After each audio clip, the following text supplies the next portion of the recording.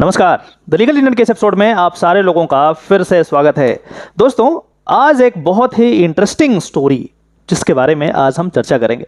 माननीय गुजरात हाईकोर्ट में यह केस आया है।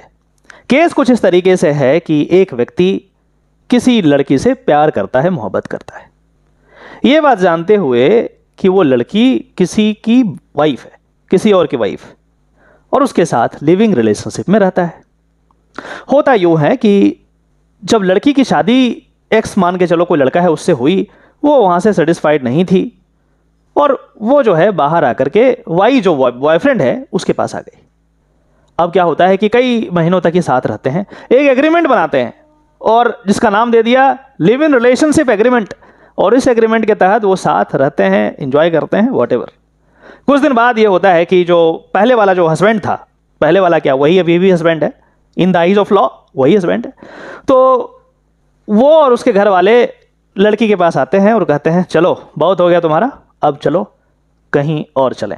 ठीक है, तो फिर उसको लेकर के चले जाते हैं। जब ये होता है तो जो बॉयफ्रेंड था वाई जो अभी मैंने बताया था, वो हाई कोर्ट चला जाता है, habeas corpus writ petition file करता है।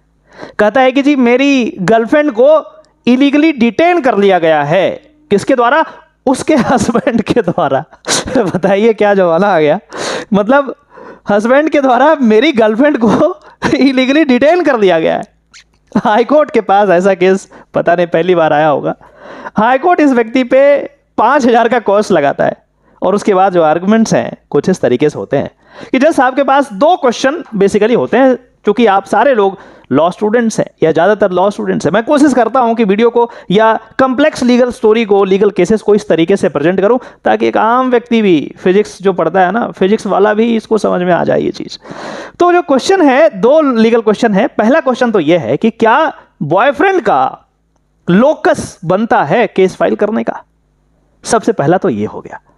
दूसरा कि क्या यह कहा जा सकता है कि जो लड़की है अभी जिसके कस्टडी में है, that is the husband of the lady, क्या ऐसा कहा जा सकता है कि लड़की जो है, औरत जो है, वो इलीगल डिटेंशन में है? क्योंकि हैबियस कॉर्पस हमेशा किस लिए लगाया जाता है? जब कोई व्यक्ति का इलीगली डिटेंशन होता है। तो 2 क्वेश्चन जज साहब के पास था और जज साहब ने इसको इस तरीके से क्या किया है, डील किया है। आफ्टर हियरिंग द केस, सिर्फ लास्ट पैराग्राफ पढ़ रहा हूं, बाकी का स्टोरी तो मैं आपको सुना ही दिया। दोनों पक्षों के आर्गुमेंट सुनने के बाद माननीय जज साहब क्या लिखते हैं, लास्ट पैराग्राफ सिर्फ पढ़ता हूं, बाकी स्टोरी तो मैं आपको सब बता ही दिया हूं। After hearing the case, the bench of justice so and so said the petitioner's marriage to the woman was not solemnized so far and she was not even divorced from her husband। अरे पहले जो husband था x, उससे कहां divorce हुआ है? अभी नहीं हुआ है डिवोर्स। और दूसरा जो व्यक्ति, जो बॉयफ्रेंड अपने आप को कह रहा है, जो एग्रीमेंट बनाया था लिव इन रिलेशनशिप का, उसके साथ शादी भी नहीं हुई है। वी आर देयरफॉर, तो जैसे साहब कह रहे हैं कि we are therefore in the view that the custody of the respondent number 4 that is a woman with respondent number 5 that is a husband can not be termed as illegal custody as alleged by the petitioner. ये जो boyfriend कर रहा है कि मेरी girlfriend को उसका husband illegally detain कर दिया, that is not the case. It cannot be said that particular detention is illegal detention। अरे कोई अपने हस्बैंड के पास है तो इलीगल थोड़ी होगा डिटेंशन। जज साहब का यही कहना है। तो कहते हैं कि जी नहीं ये जो चीज़ है नहीं होगा, as alleged by the petitioner and the petitioner has no locus to file the present petition on the basis of so called live in relationship agreement। आजकल खूब चलता है धड़ल्ले से, एग्रीमेंट बना रही, लड़का लड़की आए, मोहर लगा दिया जी अब रहो साथ में। ऐसा एग्रीमेंट का कोई वैल्यू नहीं है। ठीक है, तो कहा कि so called living relationship agreement and impose a fine of ₹5,000 on the petitioner instructing him to deposit the money with the legal service authority. तो भैया बड़ा इंटरेस्टिंग केस था।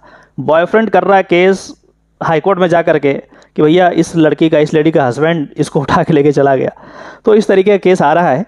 अब यह भी देखना जरूरी है कि इस तरीके का केस क्यों आ रहा है। इसलिए आ रहा है क्योंकि एडल्ट्री जो ऑफेंस था उसको क्या कर दिया माननीय सुप्रीम कोर्ट ने, डीक्रिमिनलाइज्ड। मतलब यह हुआ कि यदि आप एडल्ट्री करते हैं आउटसाइड द वेडलॉक, हस्बैंड हो या वाइफ हो, किसी दूसरे के घर जाकर के मजे कर रहे हैं तो ऑफेंस नहीं है, ऐसा लॉ का मानना है। तो इसी का रिपरकशन है ये सारा चीज़, ये केसेस। हालांकि ये बात भी सही है कि आजकल तो एडल्ट्री बस मत ही पूछो, ऐसे ही चल रहा है। खासकर दिल्ली, चूंकि मैं दिल्ली में प्रैक्टिस करता हूँ, फैमिली केसेस लगातार देखता हूँ। और एक और बात मैं आपको बताता चलूँ कि सोसाइटी में क्या हो रहा है, क्या हुड़दंग हो रहा है, क्या चल रहा है। सबका भाव किसी के पास रहे या ना रहे, वकील को जरूर आता है। सबसे पहला व्यक्ति जिसको सोसाइटी का जो काला करतूत है वो पता होता है, वो वकील होता है। क्योंकि ये काला करतूत करने के बाद ये जाते कहाँ हैं?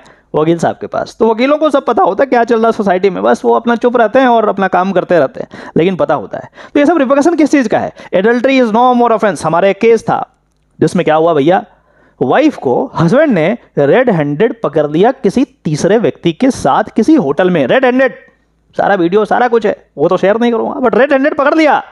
उसके बाद वाइफ कहती है कि adultery is no more offence. तो क्या कर लोगे? समझ रहे हो?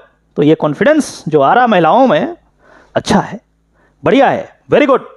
तो आशा करता हूँ कि इससे कुछ ना कुछ ज़रूर सीखे होंगे, और यदि ऐसा है तो इस वीडियो को वाइडली शेयर करें, और फिर से इसी तरीके का ऑथेंटिक वीडियो देखने के लिए इस चैनल को ज़रूर सब्सक्राइब कर लें।